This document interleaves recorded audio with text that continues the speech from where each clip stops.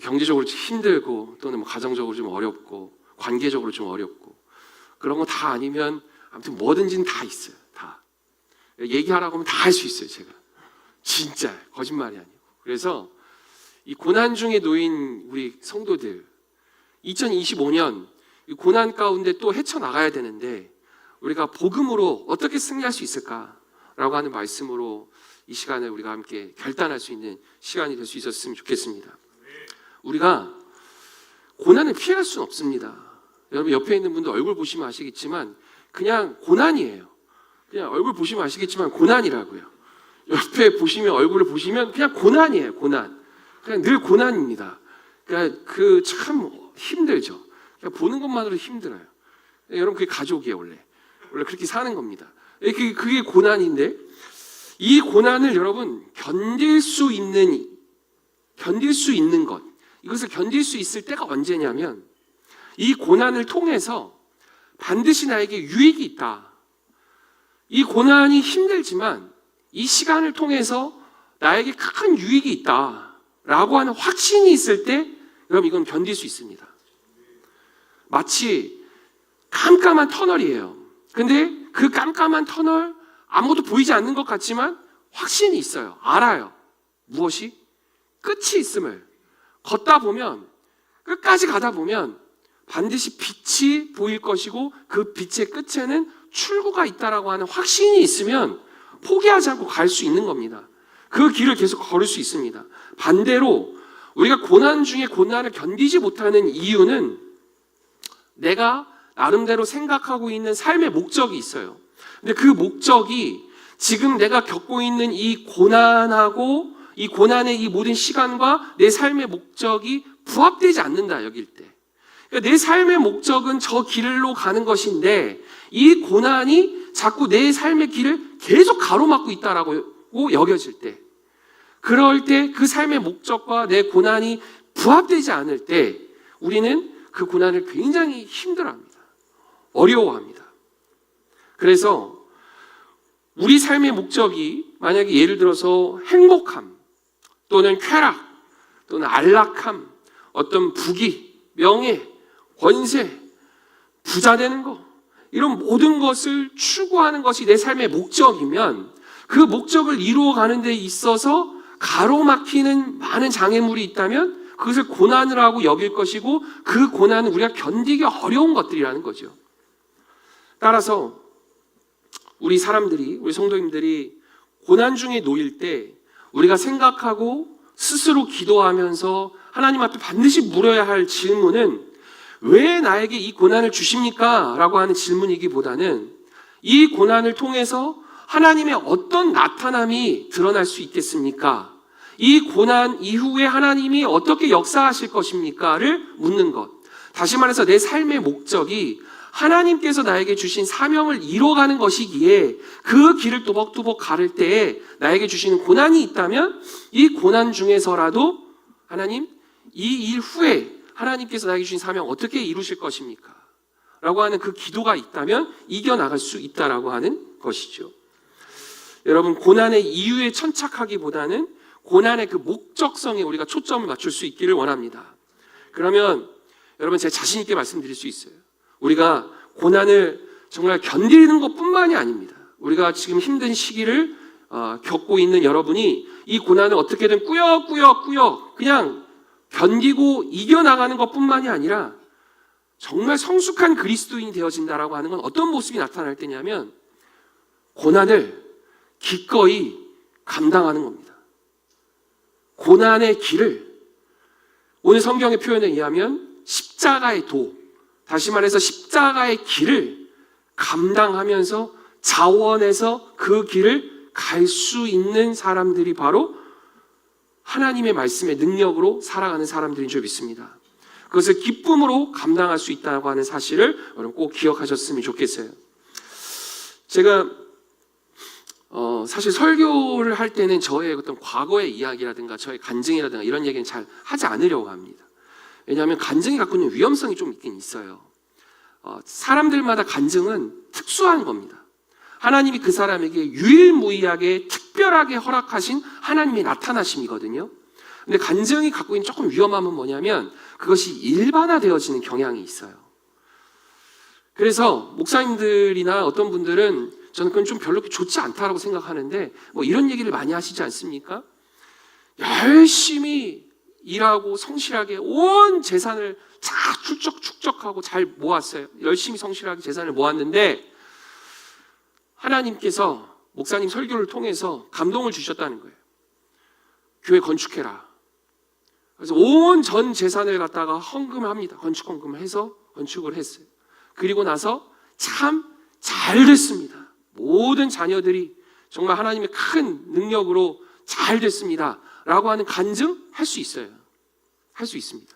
그런데 여러분 이거는 그 집사님 또는 그 성도님에게 주신 하나님의 특별한 음성이에요. 그러면 그 음성을 우리가 모두에게 다 일반화시켜가지고 여러분 내일 교회 오실 때 전 재산을 여러분 헌금하셔야 됩니다. 이렇게 할 수는 없는 거라고요. 여러분 막 심각해졌어요? 그거는 저는 위험하다고 생각해요. 그래서 간증이 갖고 있는 위험성이 조금 있어서 우리는 하나님께서 개인적으로 우리들에게 주시는 하나님의 음성을 잘 들을 수 있었으면 좋겠습니다. 그래서 제가 제 이야기를 사실 잘 안 하거든요. 근데 항상 여러분 아시지만 이런 특별한 집회에서나 어떤 특별한 시간에는 꼭 그런 간증들이 하나씩 이렇게 양념처럼 들어가야 여러분들이 좋아하실 거 아니에요? 그래서 어떻게 해야 될까? 제가 여기서 좋기 최소 막속을 못 드리겠습니다. 아무튼 목회를 계속 해 나가는 동안에 제가 한 가지씩은 풀어야 드려야 될 거 아닙니까? 김경윤 목사의 어떤 삶은 어땠는지 뭐 이런 얘기. 제가 어렸을 때 저는 5살 때부터 이건 한번 얘기를 했던 것 같긴 해요. 5살 때부터 저는 태권도를 시작했어요. 5살 때 보통 어디 갑니까? 아이들 키워본 지가 너무 오래 되셨죠. 5살 때 보통 유치원 보냅니다. 네, 학교 안 보내고요. 유치원 보통 그렇게 보내죠. 저는 유치원을 다녀본 적이 없어요. 아이들이 유치원에 가서 친구들이 유치원 가서 율동 배울 때 저는 무도를 배웠습니다. 우리 아이들이 친구들이 그 유치원에 가서 선생님과 같이 정말 손유희를 하고 율동을 하고 노래를 배울 때 저는 정말 인내, 극기, 백절불굴 이런 태권도의 살의 정신 이런 거를 저는 5살 때 배웠다고 생각을 해보십시오. 그거를 했어요. 왜 그랬냐? 제 위에 아시겠지만 지금 사역을 하고 계시는 전도사님, 저희 누님이 전도사님이신데 교학교에서 지금 전도사로 사역을 하죠. 저희 노예에 있는 우리 누님이 이제 전도사님 지금 계시지만 4살 많거든요. 근데 우리 누나가 어렸을 때 죽을 뻔했어요. 심장 판막증. 지금으로부터 한 40년 전 이야기니까 보통 그냥 죽는다라고 봤었습니다. 그때 당시에는 의학의 기술이 좋지 않아서 심장에 구멍이 나는 게 심장 판막증이에요. 그래서 이 아이는 죽습니다. 그랬는데 하나님이 살려주셨어요. 정말 기적적으로 살려주셨어요. 근데 그때 당시에 그 심장병 그 치료를 하고 수술을 하고 그 독한 약들을 쓰면서 이가 안 났어요. 누나. 그래서 어금니 4개 양쪽이 아무튼 이가 없어요. 그래서 지금 임플란트를 하고 젊은 나이인데도 아무튼 그렇거든요. 그 모습을 보면서 아버님은 건강이 너무 중요하다. 건강이 중요하니까 그래도 하나밖에 없는 아들, 네가 희망인데, 우리 딸은 이제는 이제 안 되니까, 얘는 너무 약하니까, 원래 그리고 당시만 하더라도 아들이 최고 아닙니까? 아니죠. 예, 그 옛날 조선시대 때 그랬고, 지금은 아무튼 이제 다른 이야기인데, 정말 그렇게 이제 귀하게 큰 이 아들을 잘 건강하게 키워야 된다는 일념하에 건강하게 도장을 보낸 거예요. 5살 때부터 태권도를 시작했으니 운동신경이 남들보다 좋을 수밖에 없는 거예요. 남들보다 그냥 일찍 시작하고 남들보다 그냥 많이 시키면 여러분 잘하게 돼 있어요. 그냥 많이 시키면 됩니다. 공부 잘하게끔 싶으면 많이 하면 됩니다. 그죠? 우리가 무엇인가 잘하고 싶으면 그냥 많이 시키면 되고 많이 하면 돼요. 여러분 아시잖아요. 만시간의 법칙 이런 거. 10년의 법칙. 하나 가지고 10년 파면 전문가 되는 거예요. 그냥 되는 거예요. 되는 거. 그 어렸을 때부터 그렇게 했으니 당연히 잘한 거예요. 당연히 잘했습니다. 초등학교 4학년 때부터 전국 소년시절을 나갔어요. 초등학교 4학년이면 원래 5, 6학년 선배들이 항상 있기 때문에 6학년 때 보통 전국수련체전 초등부 이렇게 선발돼서 나가서 메달 한번 딸까 말까 하는 거예요. 근데 저는 지금 초등학교 4학년, 5학년, 6학년 선배들 그냥 다 제껴버리고 다 나오세요. 실력도 안 되는 것들이. 막 이러면서 승승장구한 거예요. 뭐 초등학교, 중학교, 뭐 시 대표 뭐 이런 거 그냥 집에 가면 메달이 너무 많아서 저거 하나 너 가질래? 가져갈래? 막 이런 정도였어요. 막 교만합니까? 그랬던 때가 있었어요. 그렇게 운동선수로 살아갔고 운동을 정말 잘하던 그런 시절이 있습니다. 저희 아내가 제발 30년 전, 40년 전 얘기하지 마라. 너 믿어지지 않는다. 믿겨지지 않는다. 항상 얘기하지만 이건 사실이에요. 진실입니다. 아무튼 그렇습니다. 그랬던 제가 지금 뭐 하고 있어요? 이건 말도 안 되는 일이죠. 저는요, 정말로 제가 뭐 제 일을 어떻게 다 장담할 수 없었겠지만 당시에 같이 운동하던 선배들이나 이런 사람들이 다 국가대표가 됐고 다 올림픽 메달 따서 지금 연금 받고 있어요. 그러면 저는 좀 배가 아파요? 안 아파요? 안 아픕니다, 여러분. 안 아파요. 그런데 그때 당시에 운동을 하다가 제가 진로를 바꿔야 되는 계기가 생깁니다. 더 이상 미련이 없은 거예요. 정상을 찍어봤어요. 근데 끝까지 가면 더 좋은 일이 있을 수 있겠고 참고 가야 되는 일이 있으면 좋겠지만 저는 큰 미련이 없었어요. 죄송해요. 제가 조금 더 교만한 얘기할게요. 원래 운동을 하면 운동만 잘해야 되거든요.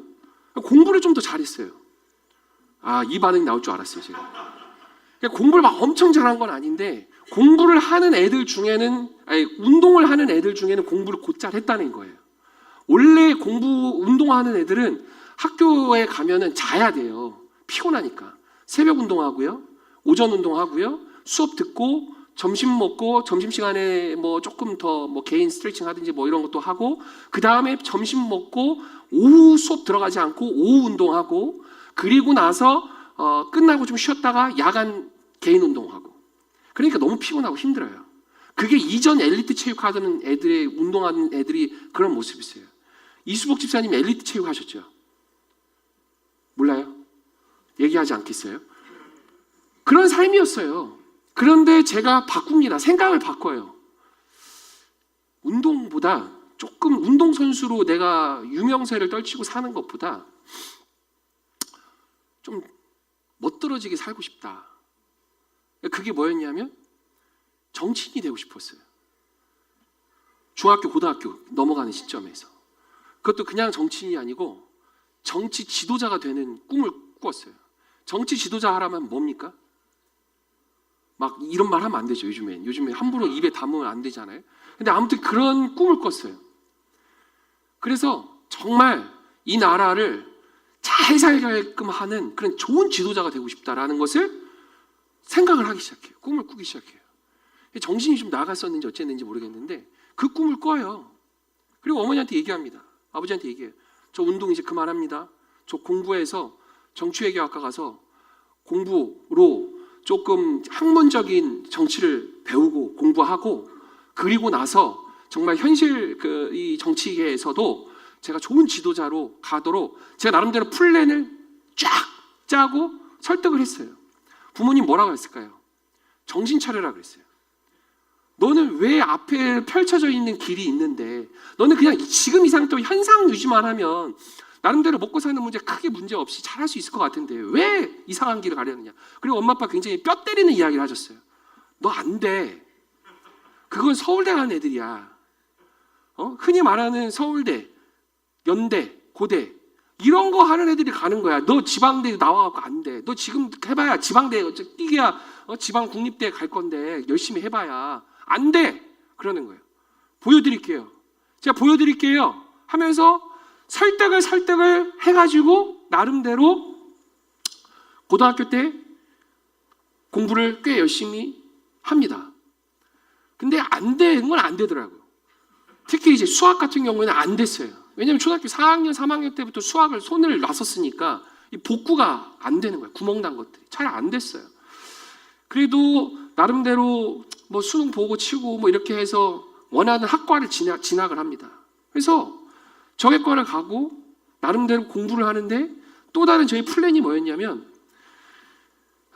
아나운서가 돼가지고 방송 유명인이 먼저 된 다음에 그 다음에 내가 갖고 있는 지식과 이런 영향력을 가지고 정계에 진출하는 거.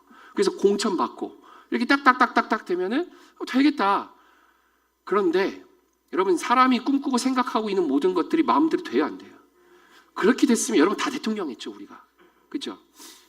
성공하지 못합니다. 나름대로 이 현실의 장벽 앞에 계속 부딪혀요. 그런데 제가 공부하지 않던 이런 것들을 공부하고 이렇게 하면서 참 힘든 시간들, 참 진짜 3시간, 4시간 자면서 나름대로 공부하고 하려고 했었던 그 모든 것이 가능했었던 이유는 무엇이 있었어요? 목적한 바가 있고 꿈이 있었어요. 그래서 안 하던 공부를 막 하는 거예요. 그래서 그렇게 나름대로 했던 거거든요. 우리 삶에 있어서의 고난의 자리 가운데 있을 때 이것을 이겨나갈 수 있다. 이것이 참 힘들고 어렵지만 이걸 이겨나갈 수 있다라고 하는 그 힘의 근원이 뭐냐면 우리 마음 가운데 하나님 나라의 꿈이 있을 때 그것이 가능합니다. 여러분의 삶의 자리 가운데서 내가 십자가의 길을 가는 것, 이것이 참 지금 어렵고 힘든 것 같은데 이거를 그래도 내가 인내하면서 하나님께서 주신 말씀이라고 여기어 순종하며 갈 수 있는 그 힘의 근거가 어디서 나오냐면 이 길이 하나님께서 나에게 원하시는 길이고 이 길 끝에는 하나님께서 나에게 주시는 영광이 나에게 비춰진다라고 하는 그 믿음의 확신이 있을 때 우리는 갈 수 있습니다. 여러분, 하나님의 말씀, 우리 아까 읽은 말씀 다시 한번 보실래요? 제가 읽어드릴게요. 십자가의 도가 멸망하는 자들에게는 미련한 것이요 구원을 받는 우리에게는 하나님의 능력이라. 십자가의 도, 주님을 따르며 사는 제자의 길, 그 길이 참된 길이다. 그리고 진리이다. 생명이다. 라고 하는 그 말씀을 여러분들이 진짜로 믿고 이 복음의 증인으로 여러분이 살아갈 수 있기를 원합니다. 우리가 백석의 성도님들이 항상 말씀드렸죠. 이름값 하는, 교회의 이름값 하는 성도들 되자고. 백석, 승리하는 사람들. 근데 그 승리가 뭐냐? 세상 가운데서 십자가의 길을 걸어가는 백석의 성도들이 사람들이 보기에는 야, 너 그거 멸망하는 길 같은데? 돈은 긁어 모으는 거고 악착같이 모아서 뺏고 쟁취하고 그렇게 해서 부를 축적하는 것이 이 세상의 옳은 길이야라고 얘기하는 그 길 가운데서 십자가의 돈은 뭐라고 얘기하냐면 돈은 돌고 도는 겁니다. 나에게 주신 하나님의 은사가 돈이라면 쓰는 겁니다. 나누는 겁니다. 하나님께서 나에게 주신 달란트가 있다면 그 달란트를 가지고 그것을 나의 명예와 나의 어떤 인정받음 이런 것으로 내가 여기면서 살아가는 것이 아니라 오직 주의 영광을 위해서 살아가는 것이라면 내 시간도 쓰는 거고 내 열정을 쓰는 것이고 나에게 주신 모든 것들을 할애하는 달란트의 능력이 나에게 있다면 그렇게 사는 것이 맞습니다라고 그 승리의 길을 걷는 것, 가는 것, 그것이 바로 백석의 성도인 줄 믿습니다. 그것이 바로 십자가의 도, 구원이 우리에게 그 길이 바로 구원의 길이다라고 믿고 살아가는 사람들, 이것이 바로 백석의 성도인 줄 믿습니다. 여러분, 이 길을 가는 동안에 사람들이 손가락질 하거든요. 특히 가난한 목사들 같은 경우에 정말 비아냥 많이 받습니다. 여러분 우리 사실 성도님들은 착하셔요. 그러니까 성도들은, 하나님을 믿고 살아가는 성도들은 참 선하셔요. 나름. 그래서 그래도 목사를 목사로 보시고 그렇게 안 하시는데 정말 여러분 인터넷을 조금 보시거나 커뮤니티 인터넷 이런 데 가보면요. 목사를 진짜 먹사라고 부르고 정말 뭐 못된 목사님들도 계시겠지만 근데 대부분의 목사님들은 참 가난한 가운데서도 자신에게 주어진 직분을, 자신에게 주어진 사명을 잘 감당하시며 살아가는 많은 목사님들이 계시는데 그분들을 향한 정말 도를 지나친 비난들이 너무 많아요. 그런데 그들을 향한 비난이 뭐냐면 야, 그 목사들 니들 정말 사람들 그렇게 현혹시키고 사기쳐서 너희들 배때기나 부르려고 하는 거 그렇게 오해하는 사람들도 있고 그리고 또는 그러한 모습들을 통해서 그렇게 열심히 성실하게 나름대로 목회하는 그 모습들이 있지만 너희들 그렇게 가난하게 살아가는 그 모습들을 통해서 하나님 어딨니? 하나님 믿고 하나님 섬긴다고 살아가는 주의 종이라고 하는 당신들, 하나님 있으면 왜 그렇게 가난뱅이로 살아가고 왜 그렇게 어렵게 살아가니? 이런 비난들이 엄청 많거든요. 그리고 목사님들 꼭 병들어요. 제일 많이 병드는 게 뭔지 아세요? 여러분 꼭 아셨으면 좋겠어요. 암 걸리시거든요. 암 많이 겪으시거든요. 근데 암이 특별히 어떤 암이 많이 걸린지 아세요? 간암이 많이 걸리잖아요. 목사님들. 목사님들 대부분의 목사님들은 술을 즐겨하지 않습니다. 또 오해하실까 봐. 술을 거의 안 드십니다. 그런 목사님들 거의 대부분이 술을 안 드셔요. 그런데 간암이 와요. 간이 망가져요. 왜 그럴까요? 잘 아시네요. 여러분 저는 간암 걸리기 싫습니다. 진짜예요, 진짜. 아셨죠? 그냥 넘어가는 얘기인데 목사님들 나름대로 정말 그 힘들고 어려운 그 목회 현장 가운데서 목회를 열심히 하시고 정말 그 가운데서 정말 성실히 말씀 준비하고 기도하시면서 섬기시는 그 목사님들이 어떤 부귀 명예를 또 누리겠다고 아니면 또 어떤 더 그걸 하시겠다고 대학에 우리 학교 같은 경우에는 저희 학교 같은 경우에는 우리 교단 신학교가 한신대잖아요. 한신대 박사과정으로 또다시 들어와셔서 공부하세요. 학비 다 내가면서. 그래서 제가 물었어요. 목사님, 목회도 힘드시고 사실 목회하시는데 큰 지장 없으시면 좀 쉬실 거 쉬시면서 그렇게 하시지 못하러 박사과정 또 들어오셔가지고 이거 공부 왜 하십니까? 저는 상대적으로 공부를 빨리 마친 케이스인데 보통 일반적인 분들은 한 40대 이후에 목회 현장에서 이제 하시다가 공부하러 들어오신 분이 많으시거든요.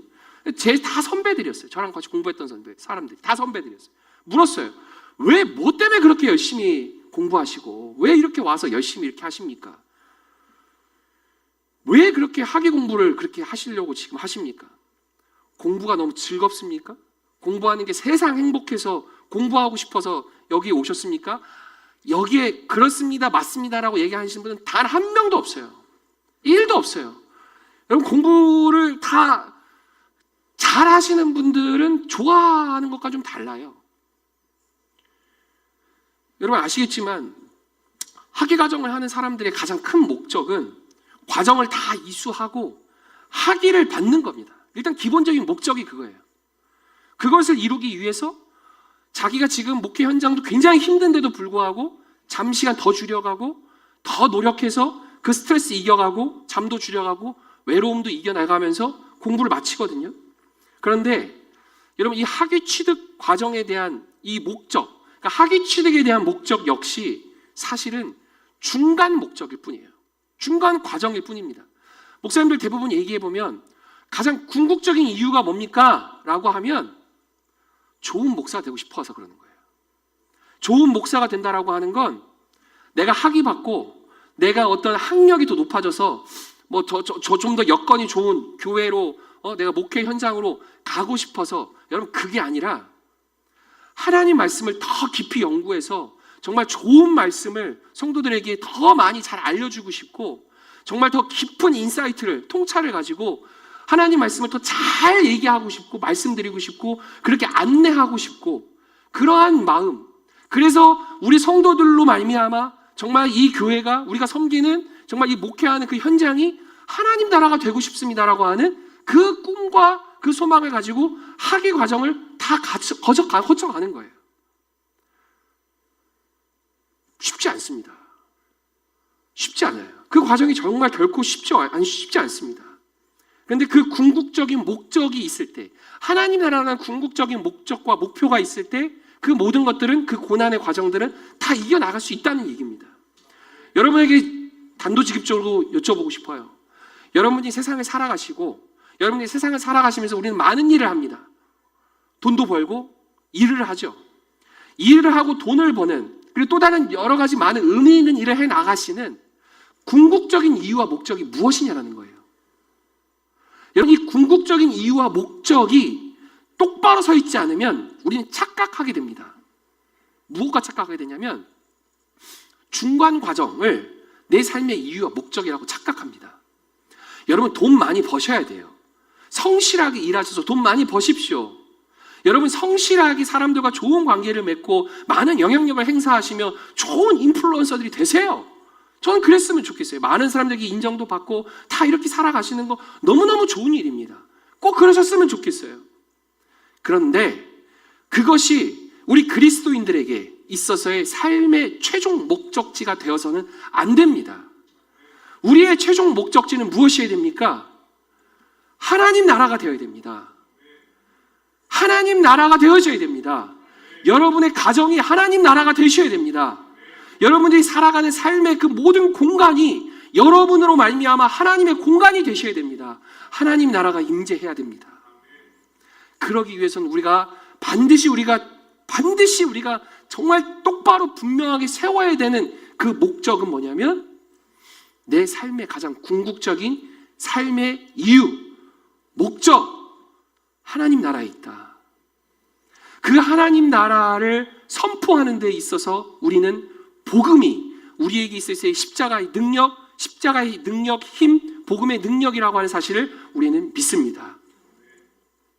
그런데 저를 포함한 우리 많은 그리스도인들이 이 지점을 많이 놓치고 있는 것 같아요. 궁극적인 삶의 목적을 놓치고 살 때가 꽤 많이 있다는 겁니다. 돈을 번다는 것, 그리고 학업을 마친다는 것, 자녀들을 잘 교육시킨다는 것, 이런 것들, 이 모든 것들 다 이런 모든 것들로 우리가 중간 과정이 놓여져 있는 이 모든 것들을 마치 궁극적인 것으로 착각할 때가 있다는 거예요. 여러분, 팀 켈러 목사님 아시죠? 아셔야 됩니다. 정말 아셔야 됩니다. 굉장히 유명한 복음주의 진영에서의 굉장히 중요한 목사님이세요. 설교와 저서를 굉장히 많이 하신 목사님이신데 유튜브에서 한 번만 쳐봐도 나오시고 많이 들으실 수 있어요. 참 탁월한 설교가이시기도 하고 저술가이시기도 한데 이분이 이런 얘기를 하세요. 제가 말씀드릴게요. 현대인들에게 있어서, 이게 현대인들이라고 하는 건 그리스도교 현대인들을 얘기합니다. 현대 그리스도인들. 이 현대인들에게 있어서의 가장 큰 문제는 좋은 것을 그냥 좋은 것으로 두는 것이 아니라 좋은 것들을 궁극적으로 만들어버리는 그 우상화가 가장 큰 문제점이다 라고 지적을 하세요. 이해되시죠? 여러분, 돈 좋은 거예요. 좋은 겁니다. 여러분, 돈 버는 거에 대해서 나쁘게 생각하지 마세요. 성실하게 열심히 잘하셔서 돈 버시는 거 중요한 겁니다. 그런데 우리가 착각하지 말아야 될 게 있죠. 돈이 우상이 되어서는 안 되죠. 돈은 도구입니다. 돈은 하나님 나라를 확장하고 하나님 나라를 선포하고 우리가 복음을 선포하고 복음을 증거하는 데 있어서 아주 효과적으로 사용할 수 있는 도구인 겁니다. 그것은 중간 과정일 뿐이에요. 그런데 현대인들에게 있어서 그것이 우상이 되어져 버리면 가장 큰 문제가 되어진다라고 하는 것이 목사님의 지적이죠. 그렇다면 왜 이렇게 우리의 궁극적인 목표가 바뀌어져 버렸는가? 하나님 나라를 잊고 살아버리고 돈과 여러 가지 많은 우리가 흔히 바라보기에 그거는 우상인 것 같아요 라고 여겨지는 그 모든 것들이 마치 왜 우리의 궁극적인 것으로 착각되어질 수 있도록 왜 우리가 이렇게 세상이 바뀌어버렸는가? 왜 우리의 삶이 이렇게 되어졌는가를 묻는다면 여러분, 어제에 이어서 오늘 똑같이 다시 한번 말씀을 드립니다. 우리가 복음을 잃어버렸기 때문에 그래요. 그건 뭐냐면 복음, 예수 그리스도의 십자가, 그 사랑이 우리를 구원하셨고 우리를 영원히 죽을 수밖에 없었던 우리를 구원해 주셔서 내가 하나님께서 나를 사랑하셔서 가장 좋은 길로 인도하고 계시는 이 삶의 자리 가운데서 그 하나님을 내가 어떻게 기쁘게 해드릴 수 있을까라고 하는 그 마음이 들기 위해서는 그 감동과 그 감격이 우리에게 다시금 살아나기 위해서는 이 복음이 다시금 살아나야 된다는 겁니다. 어제, 오늘, 내일도 결론은 같아요. 복음입니다. 여러분들의 마음 가운데 하나님의 살아계심을 다시 한번 깨달으실 수 있었으면 좋겠습니다. 하나님의 살아계심이 무엇입니까? 죽을 수밖에 없었던, 영원히 죽을 수밖에 없었던 나를 십자가의 그 대속으로 말미암아 내가 정말 살아났습니다. 내가 살아났습니다. 내가 살아났습니다. 여러분, 이 고백이 우리에게 있었으면 좋겠습니다. 여러분, 내가 다시 산다라고 하는 고백은 뭔지 아십니까? 옛사람은 죽고 새 사람이 되었다라고 하는 확신과 증거와 증언이에요. 여러분, 예수님 만나셨습니까? 하나님 만나셨어요?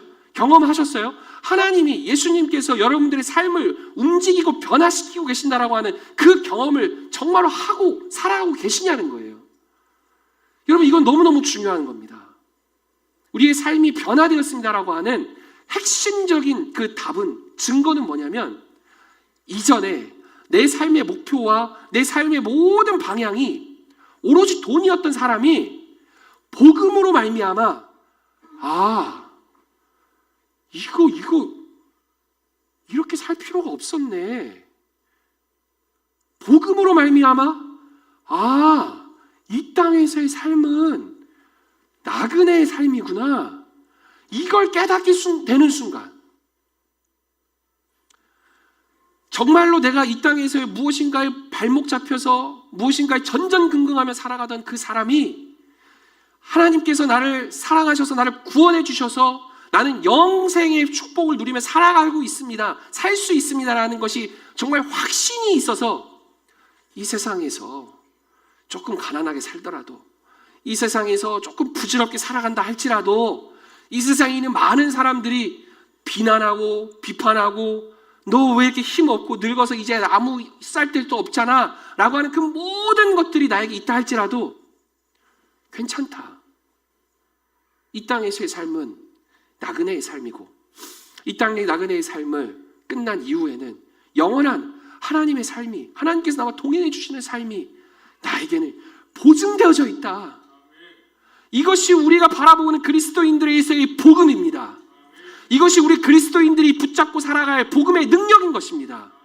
이것을 우리에게 진짜로 우리 안에 가슴속에 있을 때, 이 세상 가운데서 그 누가 뭐라고 한들 우리는 승리할 수 있다는 거예요.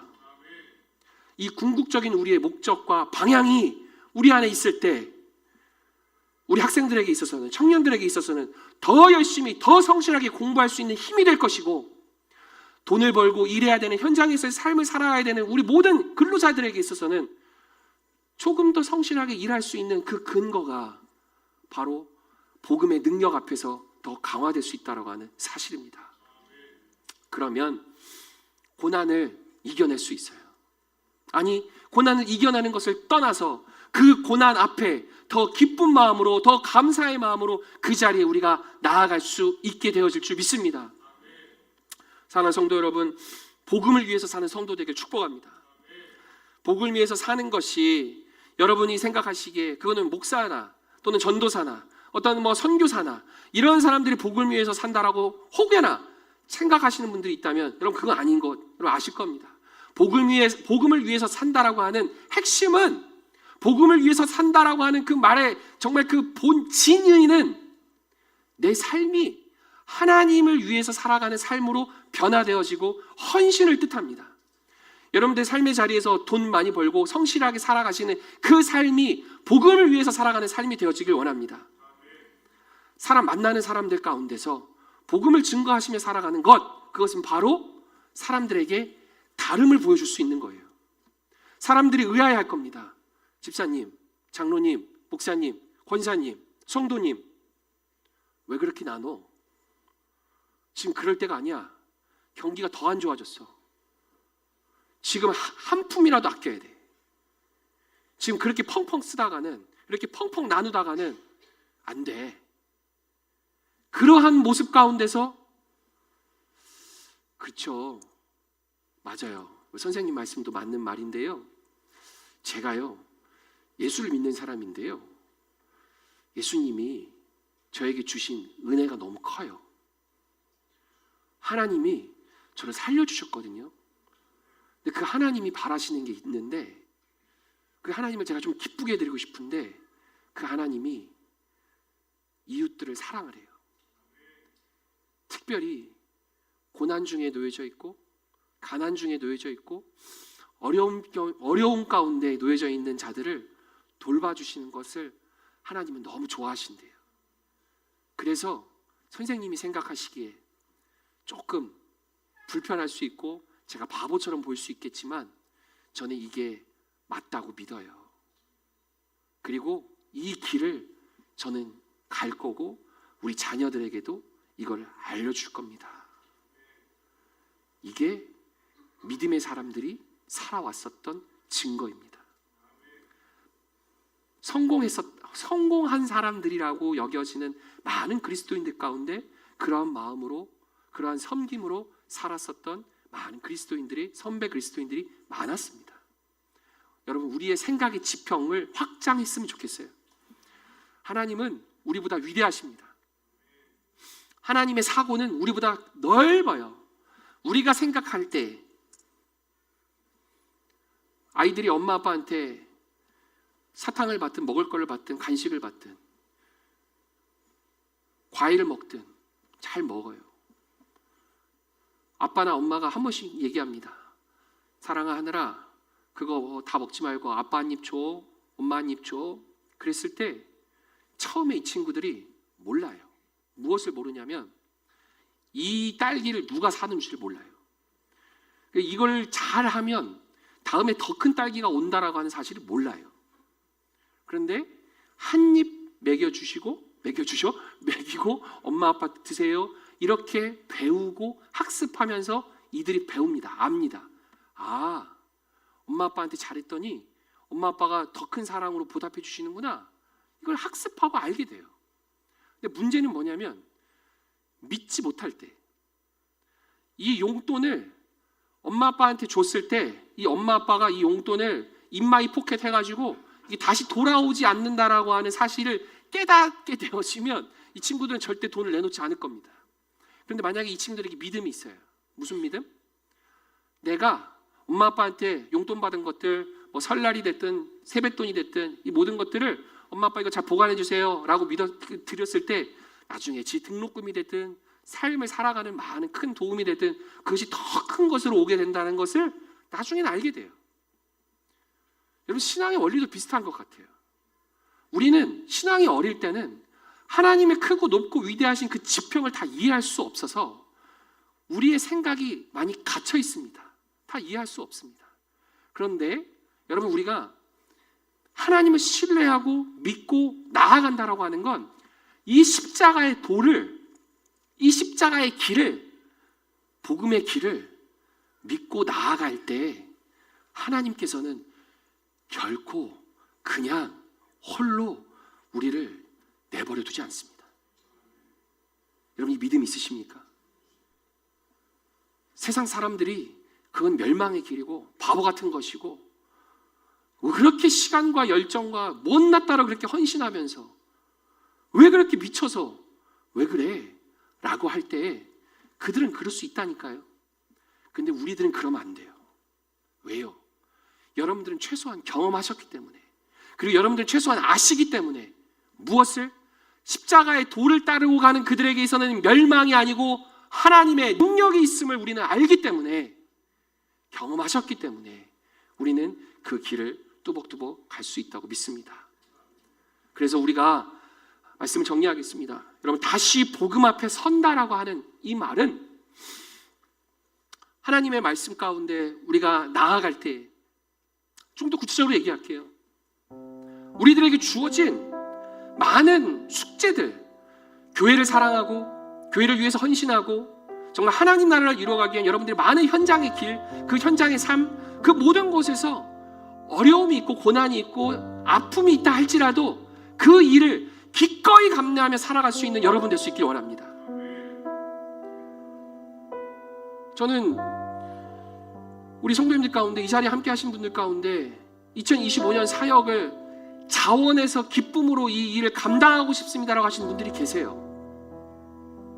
어떤 분들은 억지로 떠밀려서 가시는 분들도 있어요. 저는 그 모든 것들이 저의 책임이라고 생각합니다. 목사가 성도들에게 복음의 능력과 복음의 말씀을 정말 그것을 더 깊이, 더 진실되게 잘 설명하고 잘 알려드릴 수 있었으면 우리 온 성도들이 그 마음 가운데, 아, 복음이 이런 거였습니까? 복음의 깊이가 이런 거였습니까? 복음의 감동이 이런 거였습니까? 왜 몰랐겠어요? 근데 그 책임이 누구에게 있습니까? 말씀 똑바로 못 전한 목사에게 있는 거 아닙니까? 그 복음의 능력대로 살지 못해서, 증거하지 못해서, 그것을 여러분들 앞에서 내가 보여주지 못해서 여러분들이 그러는 거 아닙니까? 저에게 있어요. 그 책임이 저에게 있습니다. 그래서 우리는 2025년 우린 그런 결단이 있었으면 좋겠습니다. 이 기도가 있었으면 좋겠습니다. 하나님, 복음의 능력을 내가 정말 경험하고 싶습니다. 저는 여러분이 복음의 능력을 겸비했으면 좋겠습니다. 하나님의 능력을 체험할 수 있길 원합니다. 여러분, 몸이 아프시고 병들고 아픈 자리에 놓여졌을 때 하나님의 능력이 나타나길 원합니다. 그 하나님의 능력이 무엇일까요? 하나님, 제가 아프고 힘든 이 상황 가운데 있지만 그럼에도 불구하고 이 시간이 다 지나간 이후에 하나님의 능력이, 하나님의 놀라운 영광의 그 권세가 내 삶의 속에 반드시 비춰줄 것임을 내가 믿기에 하나님, 제가 감사함으로 이 모든 고난들, 아픔들을 이겨낼 수 있습니다. 이 고백이 우리들에게 있는 것입니다. 여러분, 힘내십시오.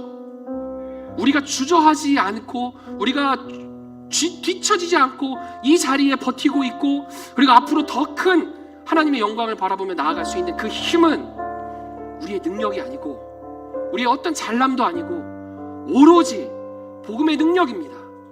그 하나님의 능력, 복음의 능력을 여러분 우리가 겸비하며 그것을 소망하며 진실되게 그 하나님의 능력이 다시금 부릴 듯 내 안에서 용솟음 칠 수 있도록 하나님 역사하여 주시옵소서. 이 기도가 우리 내일까지 계속해서 이 말씀 계속해서 기도할 겁니다. 하나님은 살아계십니다. 하나님은 역사하십니다. 하나님의 말씀에 능력이 있습니다. 그 말씀의 능력으로 우리가 승리할 수 있기를 주님을 축복합니다. 이 시간 우리 함께 찬양하며 기도하기를 원합니다.